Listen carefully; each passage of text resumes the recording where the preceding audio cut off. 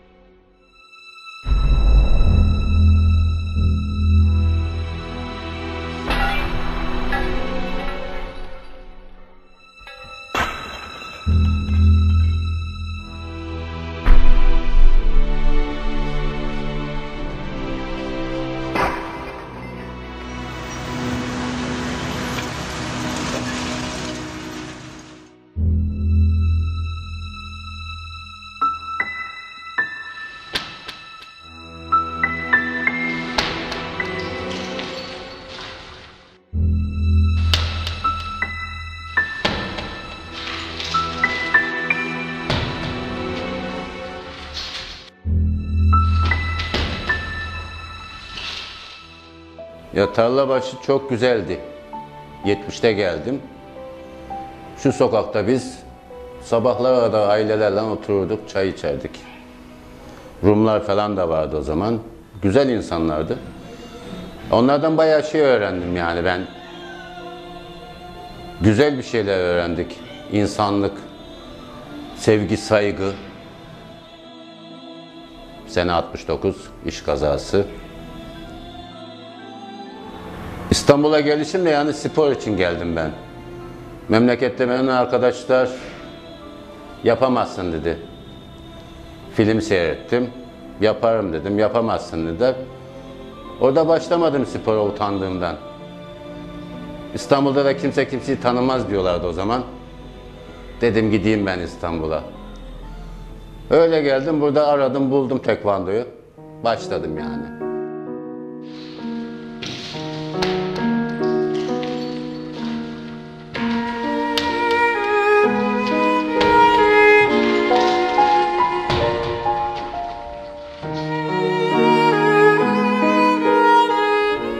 Yıkım nedeniyle taşınıyoruz.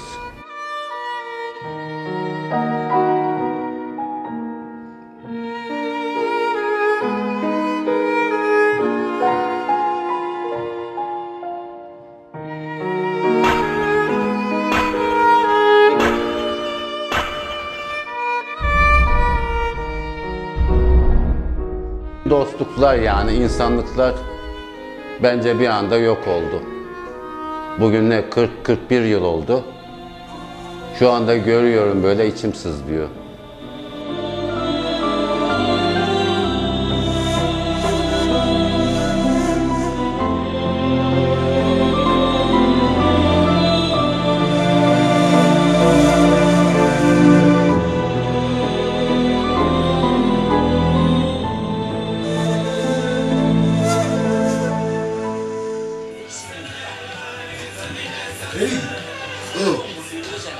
Lalula, gimana zakalım? Lan bakıyor ya tabii.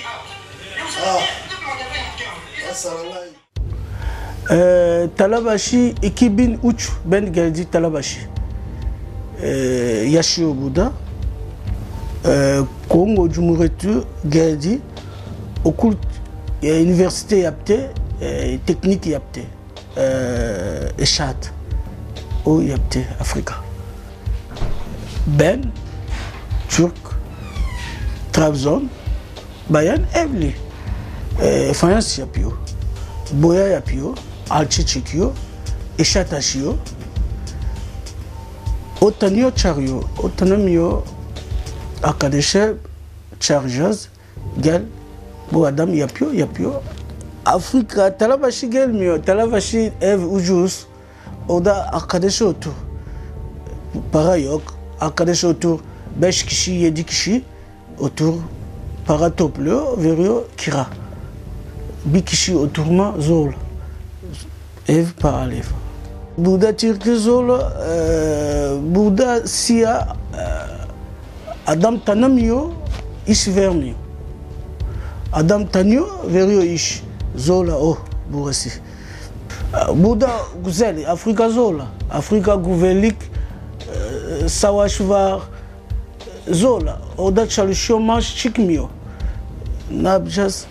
Problem. Orada geliyor dışarıda weekend çalışacağız. Çocuk var, ekmek veriyor. Gönderiyor, Western Union para gönderiyor. 100 milyon benim memleket güzel para. Burada para değil. Orada para. 100 milyon. Talabaşı yıkılıyor, evine yıkılıyor. Nerede gideceğiz bilmiyor. Kira pahalı, 600. 600 nerede bulacağız? İş yok. İş yok, nerede bulacağız bilmiyor.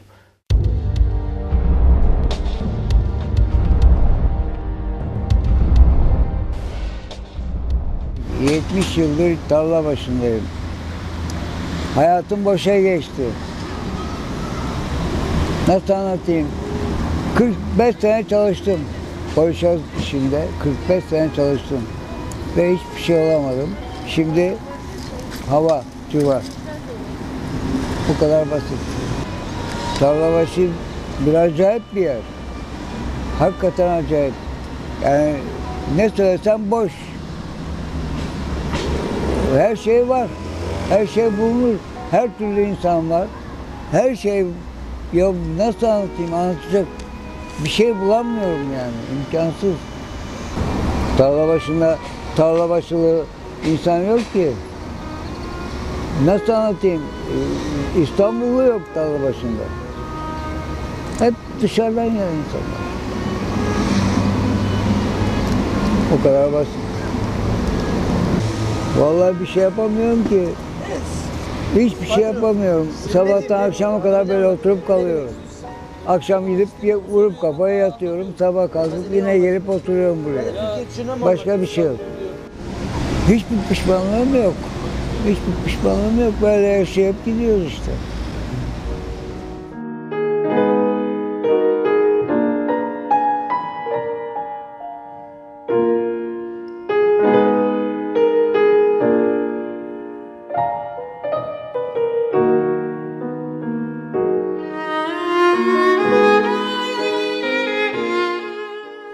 Ben 15 yıldır tarla başında ikamet ederim. Aynen şu anda röportaj yaptığımız yerin 5. katında da otururum. Bundan 25 yıl önce bizi de köyde kovdular. Kesinlikle kovdu ama devlet. Ve aynı bizim gibi bu 3500'e yakın köyler boşaltılmış. Zaten bunun devlet kayıtlarında da mevcuttur. Buraya şimdi diyelim ki köyden çıkıp şehire, yani adam Diyarbakır veya ki Mardin, Urfa, Batman iş bulamadığında ne yapacak bu adam? Mecburen ya İstanbul, İzmir bir yerlere göç edecek ve göç edeceği yerler de bellidir. Böyle harabe yerler, geçinebileceği yerler, ucuz yaşayabileceği yerler ve insanlarımız gelmiş buraya yığılmış şu anda. Bu tarla başının pisliğinin içinde boğulup gidiyor. Peki buradaki fakir fukaramız işte dediğimiz gibi sorun burada ve bu insanlar da yeni bir serüvene itilmeye başlandılar. Bugün de devletimiz elini atmış, bu insanların elindeki bu ufak tefek imkanları da elinden alıyor, bunları buradan da kovacak. Acaba nereye gönderecek onu Allah biliyor artık.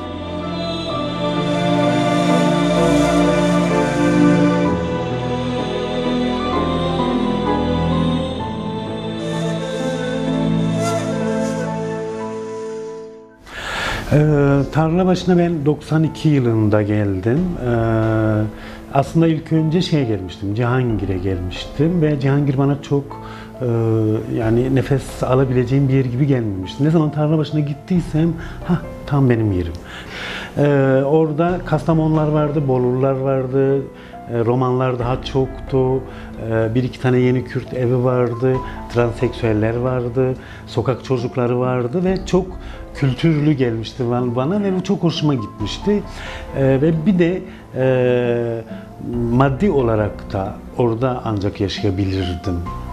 O da bana rahatlatıcı gelmişti. O yüzden Tarlabaşı'nı tercih ettim. Ve o dönemler 90'lı yıllarda, 90'dan önceki dönemlerde transseksüel kadınlar toplumun birçok yerinde dışlandıkları için ya Cihangir'de oturuyorlardı ya Tarlabaşı'nda oturuyorlardı. Çok yeni Şişli'ye, Kurtuluş'a taşınıyorlardı. Ve ben de bocalanıyordum seks işçiliğiyle ve seks işçiliği dışındaki hayatla.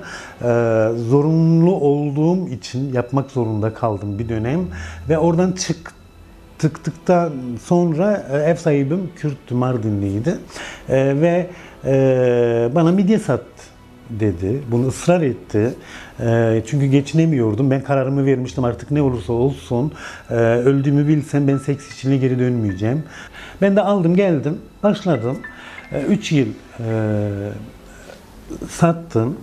Tarlabaşı'nda yaşadıklarım ve genelde toplumsal olarak bütün yaşadığım olaylar, özellikle midye satmaya başladıktan sonraki yaşadığım hikayeler ve toplumun hiç görmedikleri, görmek istemedikleri haykırmak istedim. Bunu neden sahneye çıkıp anlatmayasın ki? Tiyatro yoluyla dene.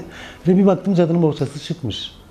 En son gittiğimde Tarlabaşı'nda bu taraflarda oturan transseksüellerin hepsi, şimdi bir bölüm yıkıldı ya, ortadaki bölüm, hepsi şu an diğer bölümlere gitmişler. Tek tek konuştum insanlarla, transseksüellerle, transseksüel kadınlarla. Şu an burada oturuyoruz. Buraya taşındık, vallahi ileride ne olur? Bugün Allah verdi, yarın. Bugün yedik, yemeğimiz var, Allah yarın kerimdir. İnsanlar aynen o konumda. Bilmiyorlar nereye gideceklerini. Ve orada mesela gittim, benim ev sahibim yok şu an. Komşum yok, dilenci teyze yok. Bunu bir yazımda yazmıştım. Siyah Yusuf vardı. Onunla çok şakalar. O yok. Ya oturdum. Acaba nereye gitti bunlar? Ve hiç kimse bilmiyor nereye gittiklerini.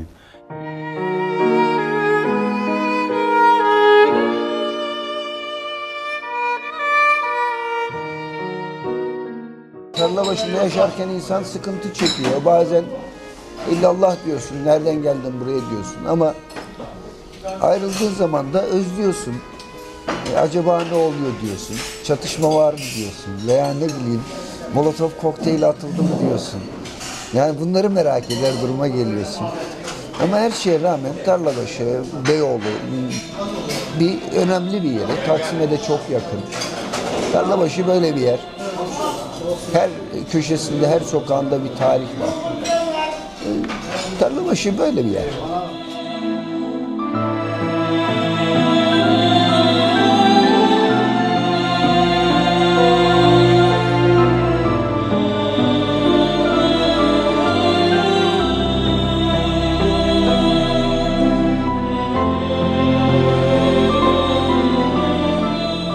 Yıldır Tarlabaşı'ndayım ben abi.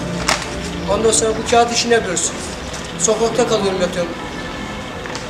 Ondan sonra bu görünümlü işi eksik. Kağıtta dönüşü satıyoruz. Günde kazandığım para 15'e 20 lira. Dışarıda yatıyorum. Şimdi Tarlabaşı kalırsa sokakta kalacağız. Hani efendim. Hani onun için görünümlü işinde gelip sokakta kalacağız. Kışın da aynı, sokakta da aynı.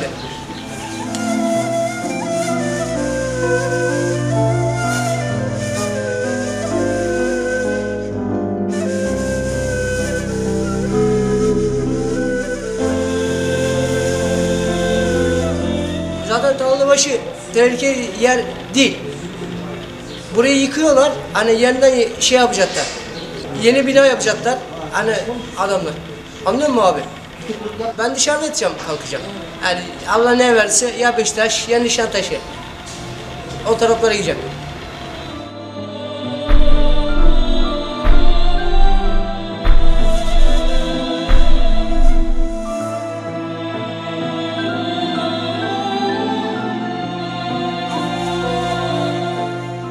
Eskiden Tarlabaşı'nda Rumlar yaşardı, Ermeniler yaşardı. O zamanlar böyle daha güzel bir komşuluk vardı yani. Böyle şenlik vardı bakayım ben Tarlabaşı'nda.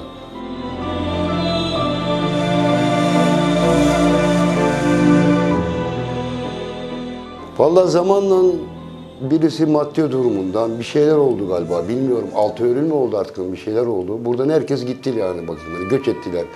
Şeye bakayım hani göç ettiler. Şişhane'ye, adaya, büyük adaya, Ereğli'ye gittiler onlar. Onların bıraktığı evlere bakayım hani göç geldi. Oradan buradan da gelmeye başladılar artık. Bilmiyorum bakayım hani doldu. Yani bundan öyle 15-20 sene evvel iyiydi yani bakayım, iyiydi yani bakayım hani güzeldi de ondan sonra bozulmaya başladı yavaş yavaş.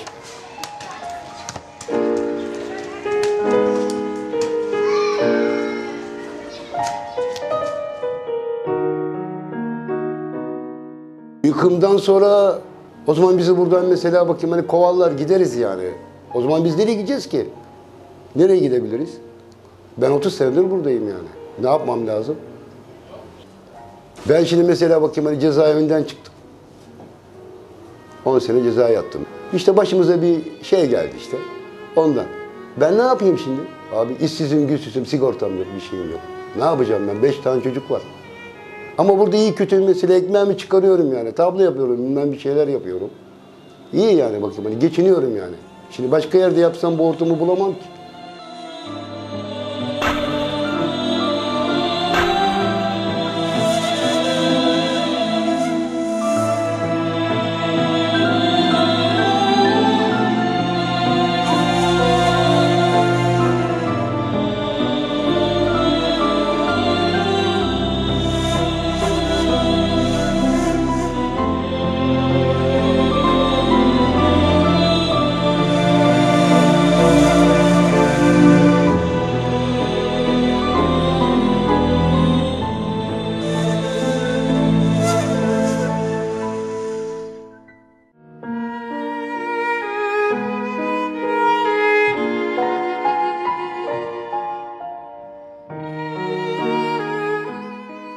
Ben tarla başında 7-8 sene çalıştım. O zamanki 7-8 sene önceki tarla başı çok güzeldi. Herkes, her ortam güzeldi. İnsanlar çok güzeldi. Biz Allah'a çok şükür, elhamdülillah Müslümanız. Allah'a inancımız her yönüyle var. Kandilde çalışmam. Alkol kullanmıyorum. Uyuşturucunun alasını hiç içmedim.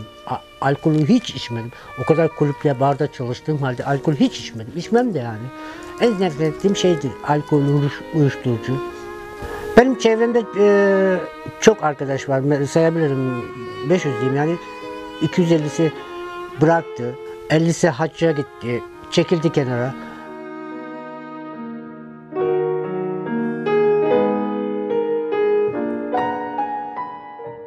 Anam da yeni doğup da bu ortamda olmasaydı, okurdum. Yani okurdum, ya doktor olurdum, ya avukat olurdum, ya savcı olurdum.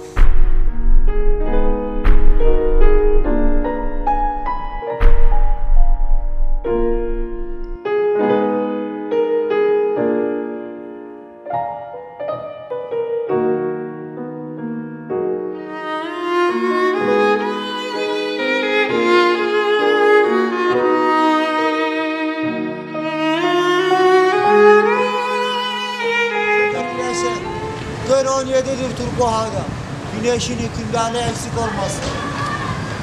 Sigara reşittir. Ateş de eşittir. Atom yıkılancağdan atması sahi yetmemiştir. Hayır yerli muhaşer! Muhaşerler! Burası Tarlabaşı pazarı, en güzel sebze burada. Ωραία, εμείς επειδή είμαστε φορτωμένοι, μάλλον θα πάμε να ξεφορτώσουμε. Thank you very much, thank you very much. Çaycıya.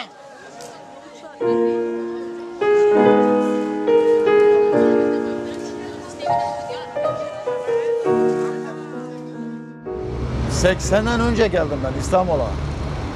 Yani bu televizyon üstüne merakım vardı. Köyde idare lambaları var. Onun üstüne tornavidaları ısıtırdım. Lemmem yapardım yani, tamir yapardım. Bu hayvanlar, bir tane köpek buldum yolda, araba vurmuş, onu aldım. Baktım öyle bir derken iki derken bir sürü hayvan oldu. Bir de şimdi bu Tarlabaşı yıkılıyor. Zaten çekmişler etrafına. Orası yıkılınca orada da baktım birkaç tane hayvan var, içeride bırakıp gitmişler sahipleri. Onları da aldım, bakıyorum ne yapayım ama işte burada kıvır zıvır bir şeyler satıyorum. Burası balık pazarı da yakın bana ya. Beyoğlu balık pazarı. Oradan da bunlara yemek alıyorum. İşte elimden geldiği kadar yani etrafa, insanlara da yardım ediyorum.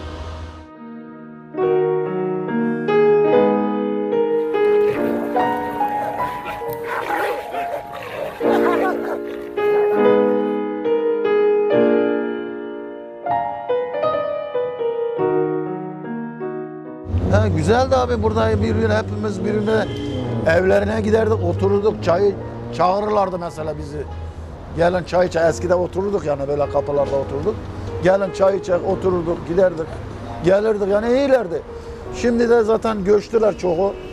Çoğuları göçünce arada sırada görüyorum geliyorlar yani. Diyor ki ufak çocuğuna bak diyor biz burada oturuyorduk, bu bina bizim diyor işte, şurası bizim diyor.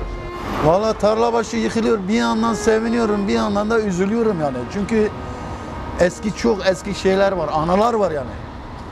Orada çok eski anılar var. Yani mesela şimdi bazı binalarda yani Rum şeylerin eserleri var.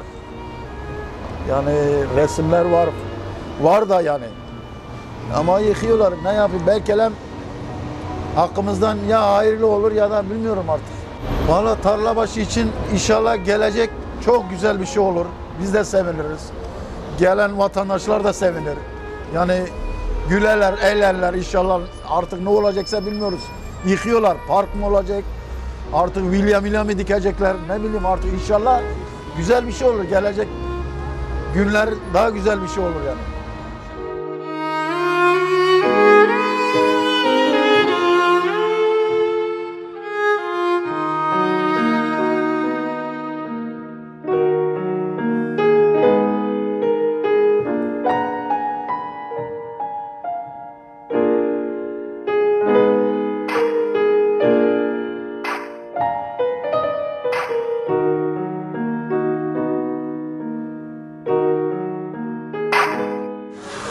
Bizi de süpürsünler.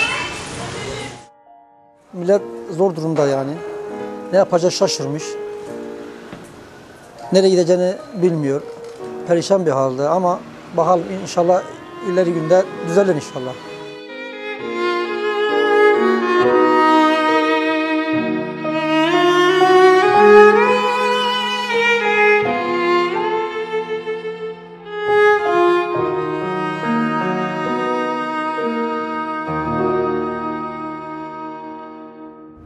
...1963 yılından beri Tarlabaşı'nda, Beyoğlu'nda fotoğraf işiyle uğraşıyorum. Yaklaşık 15 sene, 20 sene Tarlabaşı'nda, Bekar Sokağı'nda fotoğrafçılık yaptım. Bu meyanda kilisede, Ayatire'de, yani Ortodoks Kilisesi'nde fotoğraf çektim uzun süre.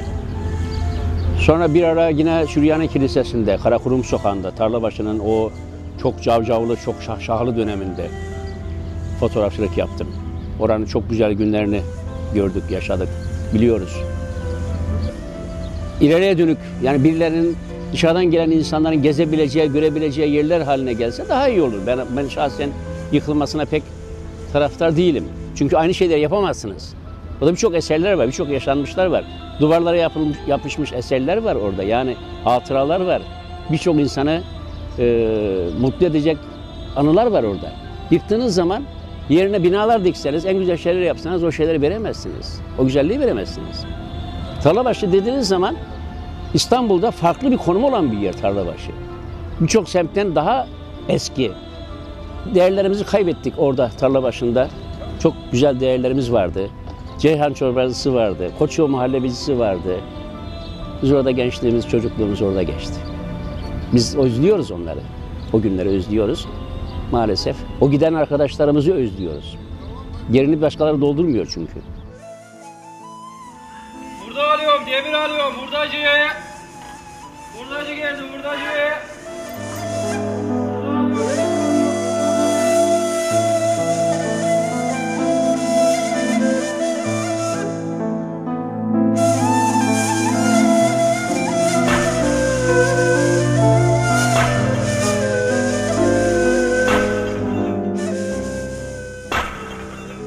Valla ben burada doğdum. Yenişehir'de Dolapdere'de doğdum. Dolapdere'de büyüdüm. Tarlabaşı da çok güzeldi. Dolapdere'de güzeldi. Kasımpaşa'da çok güzeldi. Sevgi vardı, saygı vardı. Herkes birbirini severdi. Ama zaman içinde bozuldu yavaş yavaş. Birdenbire kötü insanlar türedi. Kalite olan insanlar gitti tarla başından. Rumlar vardı, Ermeniler vardı, Türkler vardı. Herkes karma karışıktık ve hiçbir sorun da yoktu. 6 Eylül oldu. 6 Eylül'den sonra gittiler tabii. Çoğu gitti çünkü biri gitti, ailesini aldı, çocuklarını aldı ve dolayısıyla da gittiler tabii.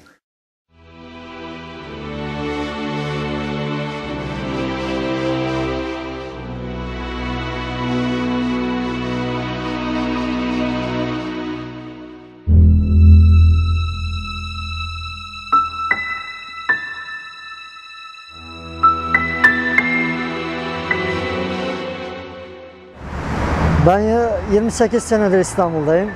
Ben tarla başında oturuyorum. Ama hayatımdan memnunum ben. Duyduğuma göre bu çürük olan evleri onlar yıkıyorlar. Şehri güzelleştireceklermiş. Kent yapacaklarmış İstanbul'u.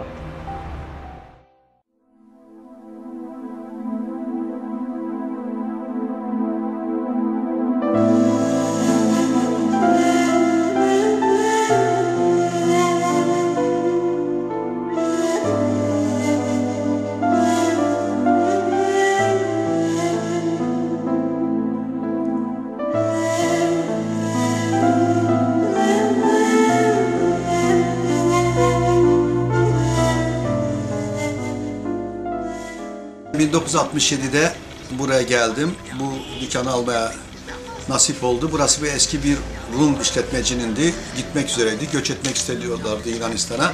Kısmet oldu. Ondan aldık. Ben bu çarşıya geldiğim zaman bu çarşı ve bu tarlabaşı, bu bulunduğumuz muhit İstanbul'un saygın yerlerinden birisiydi. Mesela derlerdi, nerede oturuyorsunuz? Karşı sokak, sakız ağacında oturuyoruz diyorlardı. Yani övünerek. Güzel insanların buradan gitmesiyle biz çok şeyler kaybettik. Biz de kaybettik, onlar da kaybetti. Biz böyle güzel insanları buradan göndermekle kaybettik. Onlar da böyle güzel bir ülkeden gittikleri için kaybettiler. Şimdi yeni yapılacak tabii yeni o eski virane evler güzelleşecek, modernleşecek. Ama ben eski havasını bulacağını tahmin etmiyorum. O eski insanların sokağa asılan böyle iplerdeki çamaşırları, komşulukların daha o eski samimi komşulukların, o eski samimi dostlukların olacağını tahmin etmiyorum.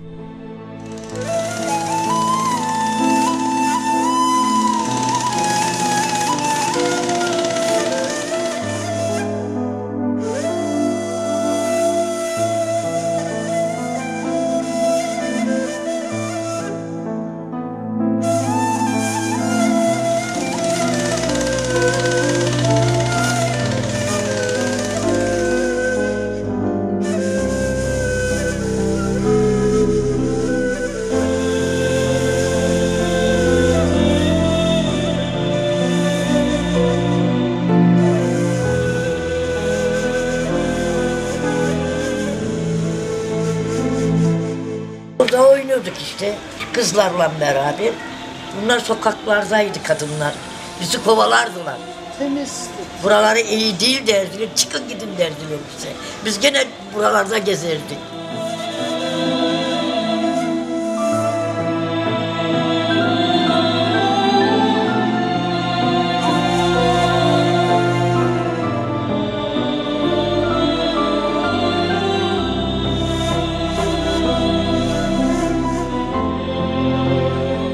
Ermeniler, Rumlar, onlar Yunanistan'a gittiler.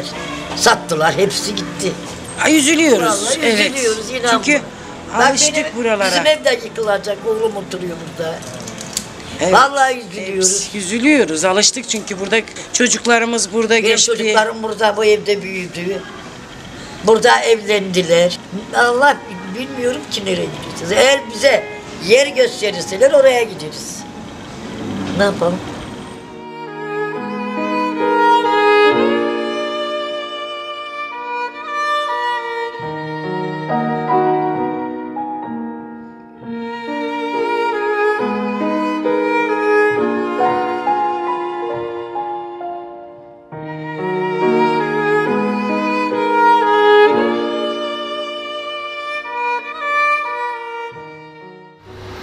2003 yılında geldim tarla başına. Burada Toptancılar'da Beyoğlu'nun her tarafını avucumun içi gibi bilirim. 10 yıl önce burası çok daha mükemmel bir yerdi. Burada şu han vardı, Dörtler Han, ne bileyim. Buradaki her yerde fabrikalar, iş yerleri vardı, atölyeler vardı. Yani burası farklı bir güzel bir yerdi. Tarlabaşı güzel bir yerdi. Fakat şimdi burası yıkılıyor yani. Bu dünya yok oluyor burası. Bir ayrı bir kültürdü burası.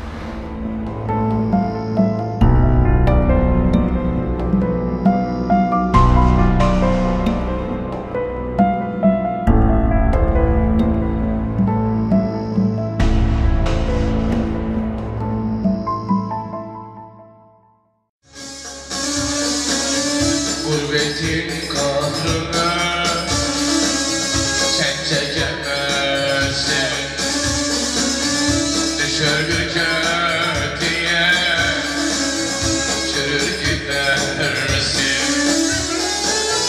Elleri koynunda nasıl yatarsın? Bırak şu gurbeti, garip sevdim.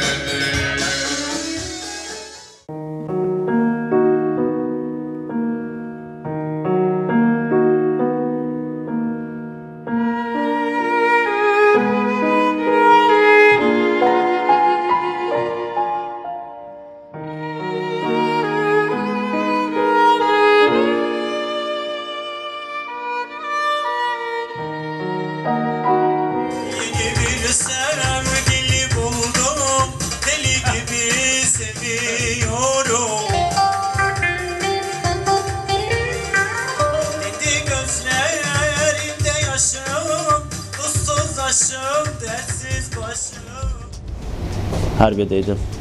Sonra Tarlabaşı'na geldim. Barlarda başladım çalışmaya. Öyle şarkı söyler veya konsantristlik. Ekmeğimizi öyle kazandık. Hiçbir zaman bir tepki görmüyoruz. Hiçbir zaman öyle bir şey yoktur. Hepimiz bir aile gibiyiz.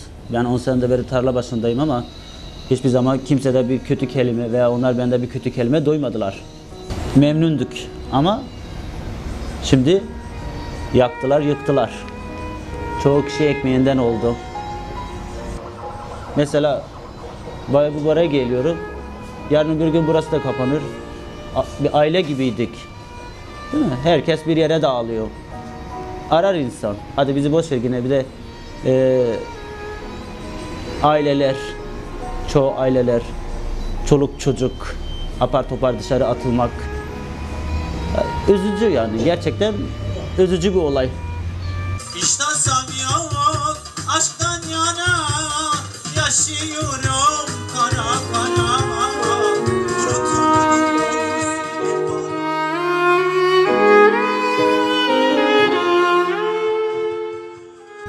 Hadi yine bizi boş ver. Biz yine ekmek kazanırız. Şu aileler, okuyan çocuklar. Zor bir durum.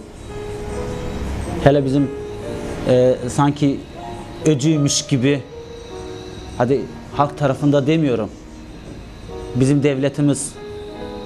Şimdi orada yolda bir tane geçsin, hayat kadını olsun veya travesti olsun, yolda geçsin, al götür karakola, 82 milyon para cezası yaz, bırak. Yazık, günah değil mi? Sorsana, onu ödeme durumu var mı? Yok mu?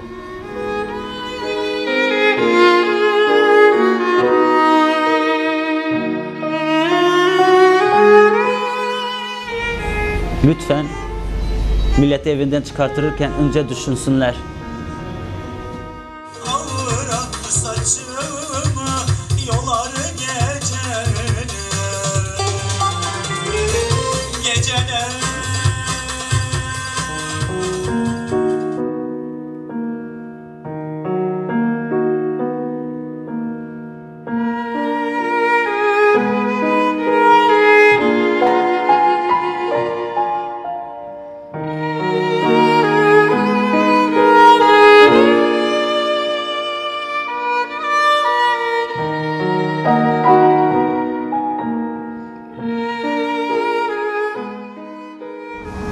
Tabii ki biz hakkımızı bekliyoruz. Bize dediler hakkınızı vereceğiz dediler. 25 sene benim kontratım, ruhsatım, her şeyim var. Yer gösterecekler dediler ama bilmiyorum nereden gösterecekler bize. Çünkü bizim borçlarımız var. Buraya yıkıldı ne yapacağım? Nasıl ödeyeceğim borçlarımı? Başka ne yapayım? 25 sene bir iş yaparız işte. Başka ne yaparız? Yaş oldu 52. Bu aşk böyle bitemez. Bırakma terk etme beni. Atma beni ölümlere. Atma beni zulümlere. Götür beni gittiğin yere. Adım Derya Deniz. 79'da gurbete çıktım. Tarsus'a gittim. 94'te Tarlabaşı'na geldim. Daha açığa söyleyeyim, minik barda gözümü açtım. Ve seviyorum burayı. Ve hala da insanlarını seviyorum. Tarlabaşı'ndaki hayatı dünyaya değişmem. Benim diyen memlekete değişmem. Çünkü buradaki insanlar gerçek. Yapmacık değil. Herkes ekmek derdinde. Hepimiz. 7'sinden 77'sinde. Herkesi seviyorum. Tarlabaşı'nı da seviyorum. Ama çok üzülüyorum işte. Ne yazık ki burada son günlerimizi yaşıyoruz. Ve Tarlabaşı'mız da elimizden gidiyor ama ne yazık ki. Acı tatlı günlerimiz oldu. İstemezdim yıkılmasını.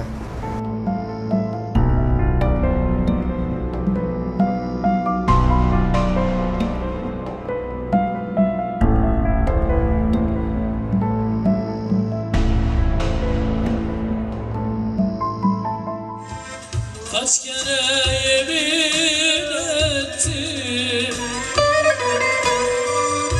kaç gönüllere girdim, sensiz olamam.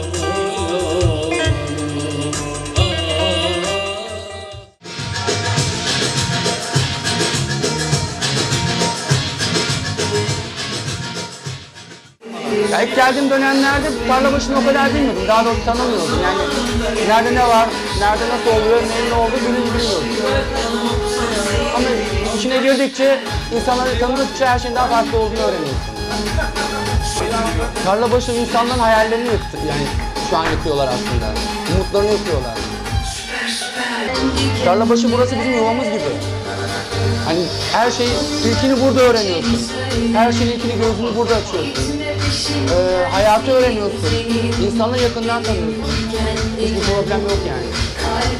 Bu bezdirme politikası. Bunu yapmayacaklardı. Çünkü insanların umutlarını yıktılar. İnsanların gerçekten hayallerini yıktılar. Burada onca insan evsiz barksız kalan insanlar oldu.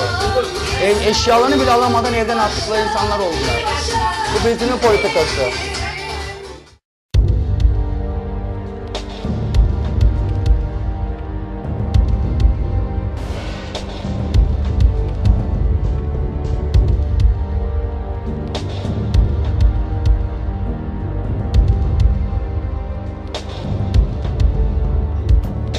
Şimdi biz Tarlabaşı'na geldiğimiz zaman biz çalışan insanlarız. Haftanın bir günü, 2 günü Tarlabaşı'na gelen insanlarız biz.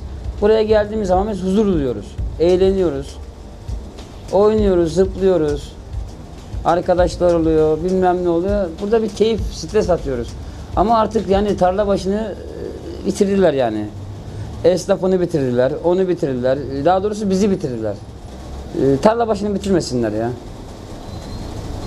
Tarlabaşı güzel bir yer.